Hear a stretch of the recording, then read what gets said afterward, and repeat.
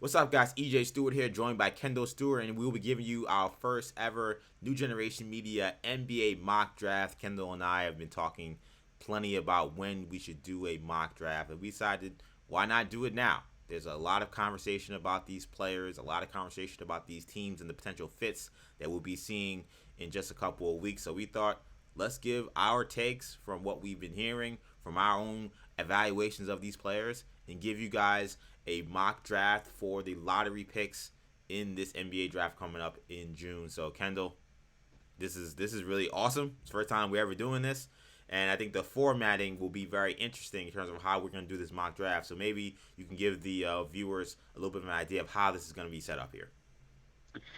Yeah, so if you've ever seen any of our NBA redraft videos where we alternate picks, and for example, I may have the first pick, and I pick Anthony Edwards, and then EJ has the second pick, and he picks LaMelo Ball, and we alternate rotating picks, and we have to on the fly come up with making these picks based off where our big board is, but our big boards won't align Mm-hmm. completely, so things won't go according to plan in our heads. So it should be fun.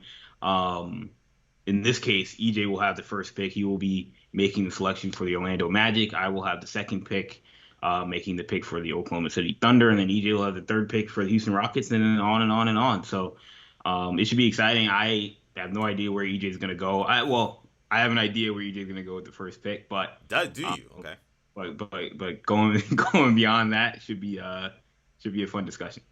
I think it will be a fun discussion. I think, again, the reason why we're doing it this way is because we felt that it would make sense to kind of do a true mock draft and kind of seeing that there will be people with different perspectives, different ideas, and perhaps surprises from what you would expect, and that could perhaps change your draft strategy as they go on. So, like Kendall said, I focused on all the odd numbers in the lottery. Kendall focused on all the even numbers, but I had to also pay attention to the even numbers that Kendall would be drafting with because I had to see what kind of picks I would expect him to maybe make and what guys would be available. But I'm sure there'll be some random picks here or there that may force me to kind of go off script. So with that being said, let's get it right to it.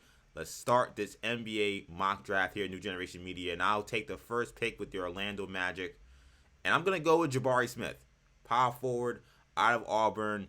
First of all, number one, this has been the pick that most people are expecting it to be. So I'm not going to go too much off the reservation from that regard, though. This is not necessarily going to be a mock draft that's totally just what we're hearing. It's also going to be a little bit of evaluation. But number one, this is what will likely happen from what we're hearing with Jabari Smith. And to be honest, when I started to take a closer look at the Orlando Magic, I think Jabari actually might be the best fit. They have a really decent center in Wendell Carter, who I think was probably one of the few bright spots for the Orlando Magic this year. He averaged 15 and 10. But I think he was in some ways miscast as a stretch five. He took quite a bit of threes, even though he shot in the low 30s. And this is a team that desperately needs outside shooting. They were 28th in 3-point percentage. And Jabari Smith is one of the best shooting big man prospects, quite frankly, I've ever seen. So he gives you outside shooting. He fills a need at the four because they do not have really great four men. And really, the front court as a whole is going to need a lot of work. You may lose Mo Bamba. They seem to be okay with that. I'm not necessarily sure that someone like Mo Wagner is someone that should be playing the kind of minutes he's been playing for them. Jonathan Isaacs had the injuries. So I think Jabari Smith can bring some defense. He brings some versatility. And he could actually end up playing some small ball five and really make Orlando a true five-out kind of team in certain situations. So I think he fits in a lot of ways. So Jabari Smith is the number one pick in this mock draft for the Orlando Magic. Did not think you were going with Jabari Smith. Figured you'd go with your Gonzaga Bulldog Chet Holmgren. I Pair wasn't. him with I didn't love Chet and Wendell Carter. interesting. I didn't. So in my interpretation of this mock draft, I'm not thinking of Wendell Carter when I make the first pick. But but they have a team that is, you know, they've got a lot of guys like Wendell Carter at every position. So really, you have to make that decision all across the board for Orlando. But also, Jabari Smith is the number one player on a lot of people's boards. So if you're going best player available, that's uh, that's probably the smart money when you're drafting number one. For me at number two, look, I didn't think Chet was going to be available. I wasn't really thinking too hard, but with that being said, I have to go with Chet Holmgren. now with the number 2 pick in the draft for the Oklahoma City Thunder. There's a little bit of overlap when you think about they just drafted Poku, and that project has been a little up and down so far in terms of results. But when you're talking about an Oklahoma City Thunder franchise that has 2 dynamos in the backcourt, maybe 3 if you count Trey Mann, but you have 2 dynamos in the backcourt with Josh Giddey and Shai Gilgeous-Alexander. They desperately need front court help. They desperately need a true big man rim protector. They've lacked size in the front court. They've lacked talent overall in the front court. They've lacked athleticism in the front court. And adding Chet Holmgren, a guy who he may not ever be your 1A piece, but when you have Shai Gilgeous-Alexander, you may not feel like you need him to be your 1A piece, especially not right away, because you feel like you've got that. And then you've got a guy in Josh Giddey who will make Chet better, and Chet will make Josh Giddey better with his ability to play make. So I say the Thunder take the home run swing on Chet Holmgren and shoot for potential, because they're also years, away from their timeline moving forward. So I'm going to go Chet Holmgren, but Paolo Banchero is also the guy, staring them right down the face. So that's a tough pick. Right now, I would say Chet Holmgren. Yeah, that would be definitely a tough pick for them. They got to choose between Banchero and Holmgren. Speaking of Banchero, with the 3rd pick in this mock draft, the Houston Rockets will be selecting Paolo Banchero, Duke power forward. And look, Houston will come into this offseason looking to likely get trade value for someone like Christian Wood. He's in a contract year. He's only making $14 million, so he seems to be the kind of player that would be very tradable, that a team that's trying to win could definitely be interested in. And when you get a guy like Banchero, that gives Houston another potential supernova offensive shot creator next to Jalen Green. And if you know anything about the NBA, you watch these NBA playoffs, having as many shot creators as possible, especially when these games are close, especially when these games get down to the wire, is extremely important. And that's what Paolo Banchero brings. Says, hey, well, that is his elite trait. He's probably the best shot creator maybe in this draft, and I'm including the guards in that. So I think that Banchero, Green, really like the offense you're building. I don't love the front court defensively with Banchero and Sengun. I'll figure that out later. Maybe Garuba, who didn't play really at all this year, can get some real minutes. He can kind of play some defense, come off the bench. But I like this pick for Houston, and things are looking up for Houston if they get Banchero here at 3. This is where the draft starts. Yes, it is. This is where the draft starts. I think a lot of people assume that the top 3 will be those 3 gentlemen in whatever order you prefer. The 4th pick becomes tough because obviously Jaden Ivey is in many people's eyes, the consensus 4th best player, if not top 3. But I don't think Jaden Ivey is a great fit next to De'Aaron Fox and Davion Mitchell. I think that it creates an overlap that you just had with Tyrese Haliburton, and led to you trading Tyrese Haliburton, which maybe wasn't a bad problem to have. But I'm going to say I'm saying we as if I'm the Sacramento Kings, but I'm going to say that well, you are the Sacramento Kings. Yeah, exactly. I'm going to say that for these 5 minutes, you're the Sacramento Kings. Yeah, that we don't go with Jaden Ivey. And I'm going to say that they swing for the fences and draft Shaedon Sharpe. Okay. Shooting guard out of Canada, out of Kentucky. You're talking about just again, this is a complete, this is a complete swing, shot in the dark, complete home run swing. And you see where it leads you. And I know there's gonna be a lot of Kings fans that get flashbacks to Ben McLemore. You say to yourself, 6'5", super athletic wing that can shoot, but it's very raw. Yeah. They've had that before, and it did not work out very well. And I also understand the side of Kings fans that feel like, and Kings ownership that feels like we haven't made the playoffs since Ron Artest was on the team. So yeah, that's crazy. How does Shaedon Sharpe help us in that quest? And that is a fair question, but I also think the Kings have to understand that they are semi-lucky to be in this spot to begin with. Obviously, they moved up in the lottery quite a bit. This is a team that made a trade for Domantas Sabonis, hoping to actually make the playoffs or at least make the play-in tournament. Right. We're not able to do so. And so this pick is really, really a luxury. And I don't think that they should I don't think they should use that pick and say, well, we've got to draft, the most NBA ready player now if there is a potential all-star superstar player on the board. And I think of the guys available, the guy with the highest upside is Shaedon Sharpe, and he fits next to the guys that they have already. So I say go with Shaedon Sharpe, and you build for the future. But we'll see if Monty McNair has that same sort of job security to make that kind of Yeah. a pick. And there's also going to be a lot of pressure to make a trade, and I don't think a trade would be dumb. But Yeah. in this world, a trade was not available, so we had to make a pick, and so we took Shaedon Sharpe. Yeah, I do definitely feel like trade possibilities are certainly something to consider when you think about that pick. Of course, with the way we're doing the mock draft, we're just taking the picks as if these teams keep their picks, but that's something to think about when you as we get closer and closer to the NBA draft. With the fifth pick, the Detroit Pistons will be selecting Jaden Ivey, combo guard out of Purdue. Cade Cunningham needs a ton of help in the backcourt. Killian Hayes looks like a bust. I'm just going to be honest. And I like Killian Hayes, so I'm not sitting here, singing praises or doing victory laps to say that. But it doesn't look good for Killian Hayes. Saban Lee, nice player, but I don't know if that guy's a real rotation guy. Corey Joseph could be out the door. Frank Jackson could be out the door. Those guys don't sound like answers either.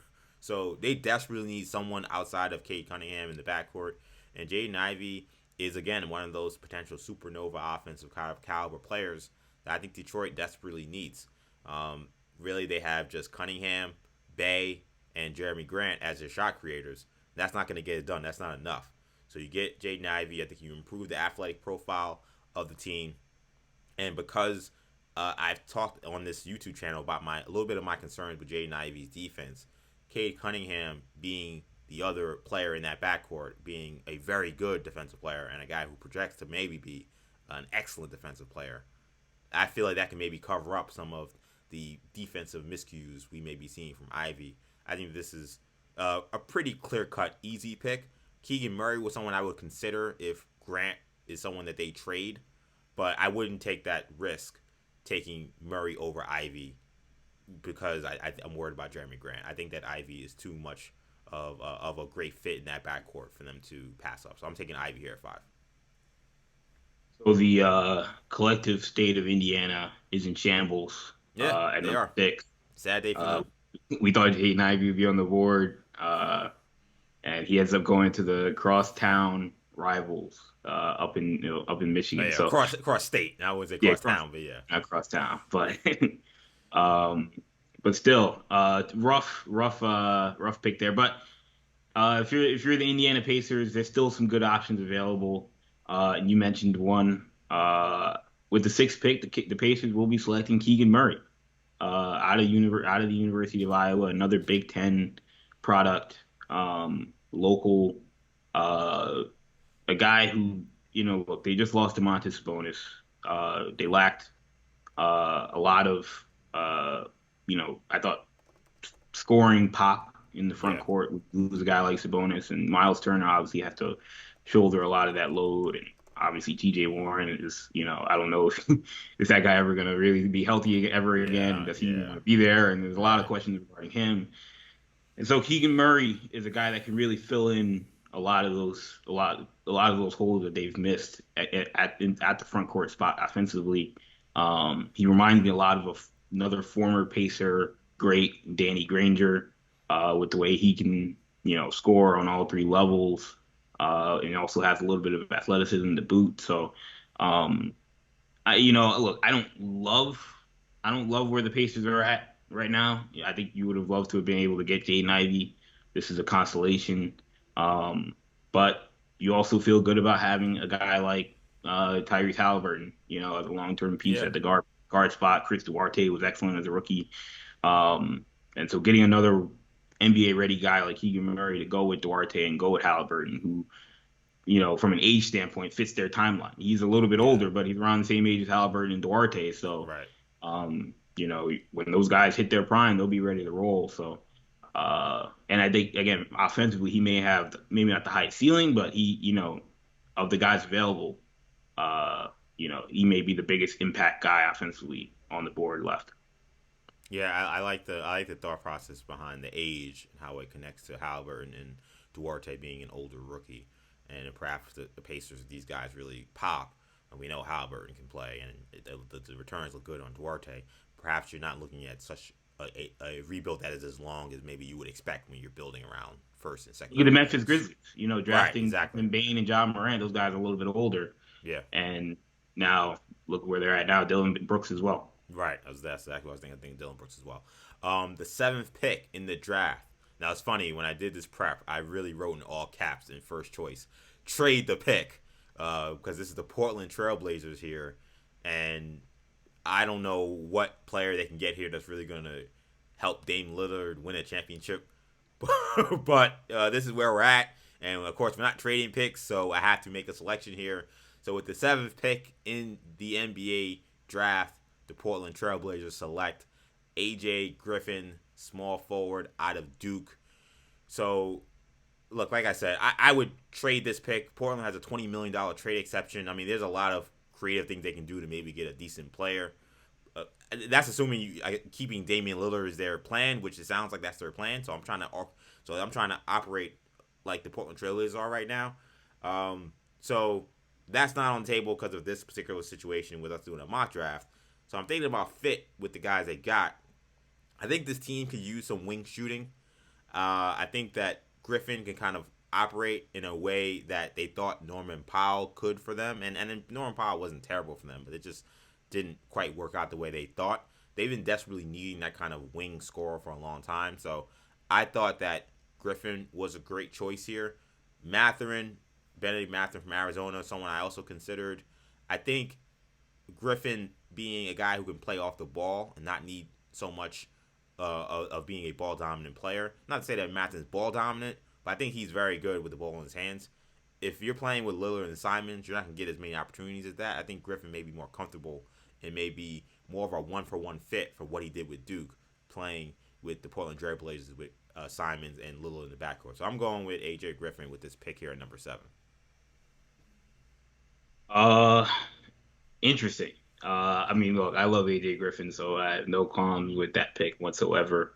Um, at number 8, this guy I didn't think would be available here, but I guess I got to take him now. It's Benedict Mathurin. Mm, Pelicans fans rejoice. It's a tough spot, that they've been in, or that they are in. Obviously, you'll take it because it's not their pick; it's the Lakers' pick. So it's a luxury yeah, considering they're a playoff team. sorry, Laker fans who had to Yeah, be reminded of sorry, that. Laker fans indeed. And I'm sure they'd love Benedict Mathurin. But Yes. with that being said, they're sort of they have to hope guys follow them. And being at the 8th spot in a draft that I think in terms of maybe a top tier, especially guys that fit the Pelicans, it might only be around 8 or 9 guys. So you got to hope that the guy you want really falls to you. And so. I think Benedict Mathurin that's a pretty good consolation prize if that's what you have to settle for. He gives them, continues to create spacing around Zion. If Zion ever plays, Yeah. you continue to get more athletic at the wing spot. Obviously, we saw the great returns from Trey Murphy and Herb Jones, and I think that when you think about this draft pick, I think you want to draft somebody that you can conceivably see themselves playing in a core long term with Zion and Brandon Ingram, Yeah. and maybe Herb Jones is a part of that core as well. And I think Benedict Mathurin fits perfectly next to those guys. Again, great shooter, doesn't step on anybody's toes in terms of positionally. Spaces the floor, really good off the catch, really good off movement, which is a very rare skill for a guy coming out of college. Yeah. And then super athlete. I just the other hole for them obviously is at the 5 spot, depending on how you feel about Jackson Hayes long term and whether or not Jackson Hayes is a 4 or 5 for them long term. So I gave great consideration to Jalen Duren, but he would have been the pick had Benedict Mathurin not been there. So Interesting. or Jay Okay. Griffin not been there. So those 2 guys being on the board created the opportunity for the Pelicans to snatch up one of those 2. Interesting that even with Valanciunas, you still thought maybe center here. Yeah, because Valanciunas, I mean, I want to say he's got maybe one more year left on his deal. Right. You're not with this pick again. You're thinking long term, Yeah. because they're pretty set at every spot but point guard. But there's no point guards Yeah. that are draftable at 8. So really long term, you're thinking, how can I get a guy that second unit can help us in the second unit, but then also when some of these older guys, whether it be a McCollum or Valanciunas, you know, move on, they can Right. slide in next to those guys. And so Mathurin is, the McCollum replacement long term. Right. That makes sense. And I get the feeling that talking about point guard being draftable at 10 and 11 with the Wizards and Knicks will be a conversation we have as well in just a few minutes. But let's stay with 9 right now. We're at the San Antonio Spurs, and I'll be making the selection for the San Antonio Spurs with the 9th pick. We will be selecting power forward Tari Eason from LSU. Hey, Maybe the first major surprise. I don't know, depending on how some people may feel. Spurs like doing that.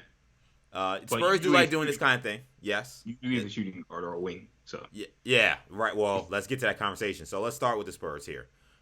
Spurs, to me, I looked at their roster. They pretty much lack a true 4-man. I mean, Keldon Johnson starts as a small ball 4, and then they really don't have any really 4-men come off the bench of note. They have kind of some 5 men that play the 4. It's very weird. So they don't really have any 4-men. They also, I think, they don't really lack. They kind of lack physicality, and they lack a little muscle in the front court outside of Jakob Pertl, who of course is a really really solid backline rim protector and kind of anchor defensively. They don't really have anyone else. So I really like the idea of Eason potentially backing up Keldon Johnson. I also like the idea of maybe moving Keldon Johnson to some 3 so that Eason can play along with someone like Keldon Johnson and Pertl. And considering a guy like Zach Collins, who played pretty well for them, but it has an injury history, I thought that going to the front court was a necessity here. I love Tari Eason's energy defensively. I love his ability to attack the basket. He does need to refine his handle a little bit. He needs to get work on the left hand. But the guy is just, the guy plays so hard. And I think that he's the kind of player that Pop would love to have. And I think they could coach him up in terms of the offensive skill set, but he has a foundation that's nice. He could hit the jump shot a little bit. Again, he's a tenacious finisher. I like Tari Eason. He's been one of my favorites in this draft process, and I have him going here in the top 10. He's going 9 to Talk San to me Antonio. very briefly about the decision to go with Tari Eason over Jeremy Sohan. So that's actually interesting. Sohan was not even in the conversation for me with the Spurs here. I feel like Sohan is a little too similar to some of the guys that they already have that are a little shorter. When I think of someone like Devin Vassell, Lonnie Walker is much shorter and is a free agent, but they kind of have a bunch of run and jump guys. Right. They don't have necessarily guys like I said with a little physicality in the paint. So right. So Sohan is a great defender, and he definitely can get after it on that end. But I valued the physicality, and I valued the offensive upside of Eason over someone like Sohan for this team, because this team also needs scoring.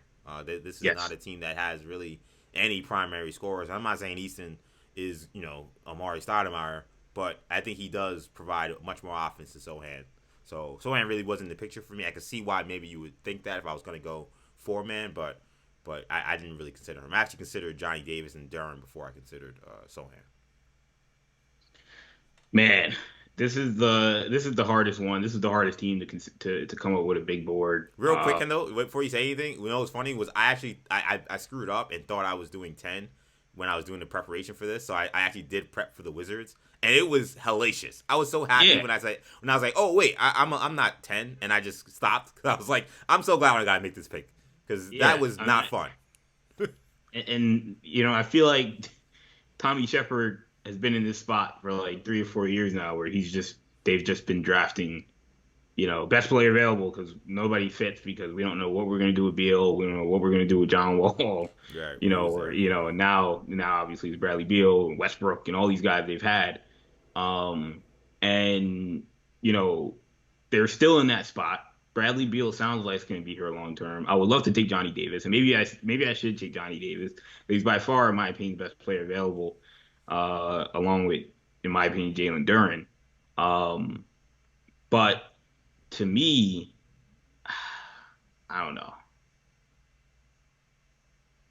Yeah, I'm gonna go with Jalen Duren. Okay. Wow. I feel like Duren's the best. He's the best fit next to the guys that they have, the guys that they've drafted, whether it be Denny and Rui and Kispert. I don't know if they can draft another wing, especially if you're keeping Bradley Beal. I'm not sure where Johnny Davis plays unless you're telling me he's a point guard. And Right. um, People have been saying that. I've not been convinced of that. I don't know why that's been a thing. Do you? And I, you know me, I'm a Johnny Davis guy. Do you feel yeah, like that's warranted that he could play the point at I the best think level? Davis.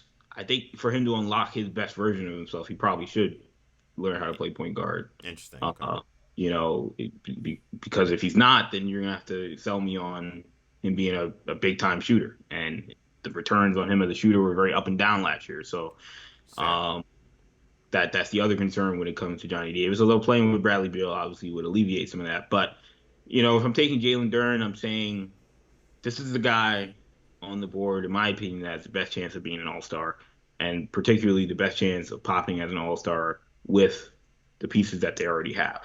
Um, you have Bradley Beal. You feel like, we've seen the success that, guys like, Thomas Bryant and Daniel Gafford have had playing in with those guys, playing in that system. And Jalen Duren is more talented than those guys. I mean, they don't have they don't have a good roster right now. They're going to need there may be a lot of reconstructing Yeah. going on in terms of what they've got already, and maybe some of those young guys that they've drafted won't be on the team next year. Rui obviously had a very up and down season. Who knows if he's still there? Yeah. But assuming as presently constituted, I think Jalen Duren, you take him, and then it's really the same thing they've done the last 4 years, which is just take the best guy and make it work. What do you think about the fit that he has with a guy they traded for near the trade deadline in Kristaps Porzingis? Yeah, I mean, when you think about Porzingis, he's I mean, I like it personally because when you talk about Porzingis, being a stretch five, but maybe and Duren maybe being a little undersized. I hear you. Um, Porzingis likes to play on the perimeter. Maybe in some people's eyes too much. Duren obviously, in some people's eyes is a little undersized, but can't play on the perimeter. So it's you have having a five who's a little Right. undersized but can do it, and then having a four that is oversized and can play the five plenty of times, but also can stretch the floor. Right. It makes those guys can kind of cover each other's holes in some aspects. So I mean, I like the Kristaps Porzingis fit with Jalen Duren. To me, again, I mean their whole roster is a mess. We're assuming Porzingis will be on the team next year. I don't see why they would move him, but I also, if they can move him, but yeah, I'll go with Jalen Duren and say they'll figure it out. Okay. Number 11, my beloved New York Knicks. Man, this is another tricky pick here at 11 because of the way the roster is constituted here in New York. But for my New York Knicks at number 11, we will be taking Dyson Daniels, point guard from G League Ignite. I think you're gonna get a lot of boos. Oh, you think In I New get York. booze if I made that pick? Okay, so let's talk about this. So this is tough because the Knicks badly need point guard help. I don't know if necessarily there's a guy I would love to take here, but I think Daniels. The more I watch film, he's starting to separate himself as clearly the best true point guard. And I think you got to take a flyer on him if you can. I would strongly consider Mark Williams here, strongly, especially if I don't know or I'm convinced that Mitchell Robinson is not coming back. But let's table that here and say, well, regardless of that, they need to figure out the point guard situation. I think the Knicks showed that they had their most success when they were able to get up tempo and push the pace, and Dyson Daniels certainly helped that. I also think that Daniels would be a Tibbs favorite because of the way he gets after it defensively. So I think when you combine the defense, Dyson Daniels' ability to push the tempo and get easy shots for guys like Obi Toppin, guys like RJ, potentially Mitchell Robinson if he's still on the team. I could see the Knicks valuing that. I don't love that he's not a great shooter, though. I heard he shot great during his workouts during Combine week, so maybe jump shot is getting better. But I think that his size is what you would like, guys, about 6'7". He's getting stronger, and I think his ability to kind of control the tempo and control the pace would be something that the Knicks would value. So I think they'll take their flyer on a first-round point guard here and take Dyson Daniels. Real quick, I saw a trade idea that had the Knicks trading the 11th pick for 13 and 15, and then also swapping Fournier with Gordon Hayward. Is that something that you would do? Would I do it? Gordon Hayward, I believe, has 2 more years left on that deal. Yes. It's just less than 3, I guess, with Fournier, right? I mean, I probably would. I probably would because I'm not like enthusiastic about having to take Daniels at 11. Like if I could slide down and he's still there, I would feel much more comfortable taking him and picking up another pick. I also would feel comfortable with the idea of getting Mark Williams maybe being there to take him later on in the first round. So yeah, I would love that trade because I think now the only problem with the whole Hayward thing is they still have a glut with the wings. Like they got to get rid of one of those guys. I'm not sure if I'd love to take on a guy. Hayward might be a guy I'd look to maybe move on somewhere else if I had to, maybe later on in the offseason if I can do that. But interesting trade proposal nonetheless. So many of the trade proposals were centered around Julius Randle moving up. That was a nice twist there and saying, hey, here's something else that maybe the Knicks could do. And yes, it may be something that they consider, especially if Charlotte values someone like Duren if he falls to 11 or something like that. I can see that. Which, Charlotte, that's exactly who they need, and unfortunately he's not on the board. And I know you understand that, right. But you're making the pick for them. But yeah, exactly. Number 12, the Oklahoma City Thunder do not need anything. At this point, they probably should trade for more future draft picks because they might. That's something that they love doing. Yeah.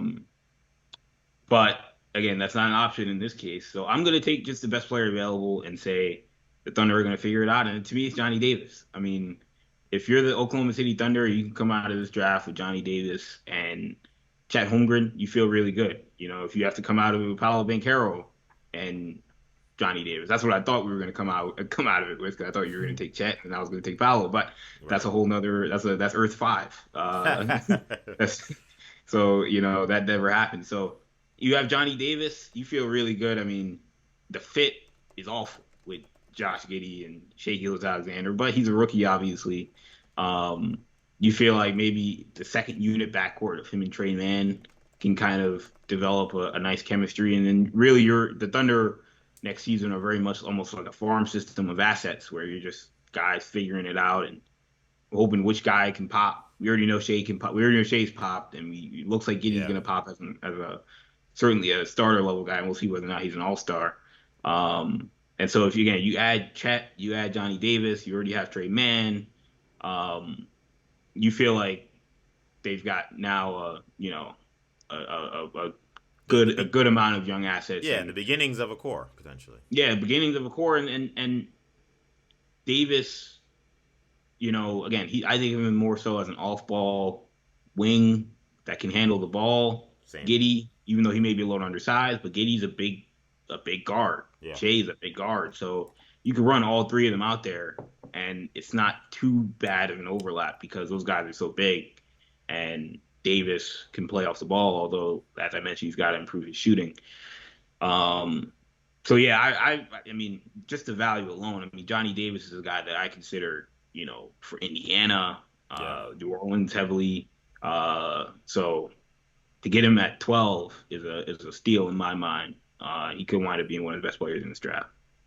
Yeah, I mean, Johnny Davis was in the ballpark for me at 5, even with Detroit. If things got really weird in our top 4, but yeah, I think both of us ended up forecasting that Davis may slip, just kind of how things are working, and it'd be interesting to see if he can, get himself back in the top 10. It only takes one of those teams. Yeah. I really love him. Yeah. And I like Johnny Davis, so I thought about both him and Jalen Duren slipped a little bit, but they could wind up going higher. Absolutely. So I will conclude the lottery picks here with the 13th pick with the Charlotte Hornets. I will be taking center Mark Williams out of Duke. This is maybe one of the easier picks I've had in a while since maybe the top few picks. The Hornets desperately need a 5. Mason Plumlee is coming up on a contract year. He is not a front end starter, so, and I don't think really he's even a great fit for like how they play anyway. So they desperately need a 5-man. I think Mark Williams would be a dream playing with a player like LaMelo Ball. I love the way he is so aggressive around the basket as a lob threat, as a putback guy, and he I just think he would be a killer with them. He also would improve their defense. Charlotte had one of the worst defenses in the league. I know they gave up 1,000,000 points for our defensive rating. They were, I think, 23rd last year, so they could use a better defensive anchor. I think Mark Williams could project to be maybe I honestly think maybe an all NBA defensive player down the road. I think that he is that good. This draft, all the bigs really can guard. At least the top 4 or 5 guys. It's a really great class if you're looking for defensive anchors. Mark Williams certainly fits in that mode. So this is pretty easy for me. If Williams wasn't there, I think Kessler may have been the guy. I've been higher on Kessler. I think maybe some people have been. But Mark Williams staying in North Carolina, coming from Duke, playing with the Hornets, it's easy money. It's just common sense to me. Yes, it's a very easy pick. For me, 14 Cleveland this is one of the more interesting. Yeah, I said the last lottery pick. I realized there's one more. Yeah, last for it was my pick. Yeah, last lottery. That's how I interpreted it. I was like, yeah. First off, it's definitely not the last. Hopefully that's what the audience interpreted it as. Yeah.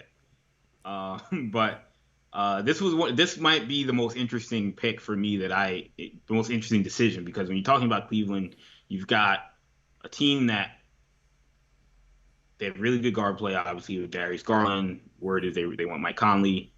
Bring Colin Sexton back. We think we'll see whether or not that happens. Karis LeVert's a free agent, and obviously you love the front court, but the wings is really where they struggled last year. Really, I think where they missed the boat on making the playoffs. And when you're talking about all the wings that will probably be on the board for them are still there. I mean, Johnny Davis, obviously, you're 2 picks away. Maybe you talk about maybe trying to trade up to get Johnny Davis would be a consideration. But, you've got Malachi Branham, local kid out of Ohio State. You've got Ochai Agbaji, obviously, MOP national champion from last season. Yep. There are other guys that I considered as well. I considered Christian Brown, another Kansas kid. At that spot, I'm going with a swing for the fences. A guy that, at one point people thought could be a top 10 pick. Now some people don't think he's going to go in the top 20. Most people don't think he's going to go in the top 20. I'm going to go with Jaden Hardy. Interesting. For the Cleveland Cavs. When I look at Jaden Hardy, didn't have a great season obviously last year with Ignite. Nope. The shot was very up and down, and it goes beyond saying that's his swing skill. That's his primary skill. That's the thing that's supposed to be his bread and butter is his shot making ability and his consistency with his jump shot. And it wasn't consistent. And so when that's the case, and you're talking about a player that doesn't add a whole lot of other layers, that's where people have concerns. But when I talk about it, but if you're telling me I'm getting Jaden Hardy, the Cavs right now are in a position where they're gonna be a contender to make the playoffs, regardless of who they draft. This pick is also pretty much gravy, and so they have an opportunity to take a swing for the fences, very similar to where when Denver took Michael Porter and said, we'll see how this works and we'll figure it out later. They've got their core right now, and it's a very young core, so they don't need anybody to be a playoff team. So I'm taking Jaden Hardy, and I'm saying we lacked a lot of offensive punch on the wing spot last year. Isaac Okoro, he is what he is. You like Jetty Osman, but he is what he is. Karis LeVert's a free agent, and he wants like $20 million a year. So I mean, I don't know if they're gonna pay him, but somebody, Somebody will give that's it what to he's him. trying to get. Yeah, somebody will Someone's give it to gonna him. give it to him. Yeah. Um, so I feel like getting a guy like Jaden Hardy who gives them an offensive punch and a long term project, but a guy who also could step in right away, and if he shoots the ball well, could give them help next season. Very similar to how Cam Thomas was able to give the Nets a little bit of juice Yes, sir. offensively last season off the bench. Abaji is the other guy that, if you're saying to yourself, I don't want to take such a risk or a project in Jaden Hardy, Abaji gives you that, that short term, immediate offensive punch. I worry about his upside, but it's similar to what we talked about with Keegan Murray, where Abaji's a little older, but he fits the timeline with Darius Garland and Yeah. Evan Mobley and Jared Allen. Some of these guys, he's around the same age as these guys, so that wouldn't be a bad look as well. But I'm gonna go a little off the grain and take Jaden Hardy at 14. Wow. I'm very surprised by that. I would have thought that Abaji or Brandon would have had to have been the pick there. But Hardy is definitely the big swing. I mean, he's the guy that before all this started, we thought he could go in the top 10 or 5. And, he's fallen because of the lack of success, relatively speaking or objectively speaking to other folks, or subjectively speaking, rather. Um, didn't have the greatest G League year, but guy was billed top 3 or 4 coming out of his class for a reason coming out of high school. So if someone took a swing on him early, it wouldn't shock me. I was shocked that you took him with 14 for Cleveland. But that does it for our mock draft. Just a quick recap of the results. Orlando taking Jabari Smith. Oklahoma City taking Chet Holmgren. Houston taking Paolo Banchero. The Sacramento Kings going with Shaedon Sharpe. Detroit taking Jaden Ivey. Indiana selecting Keegan Murray.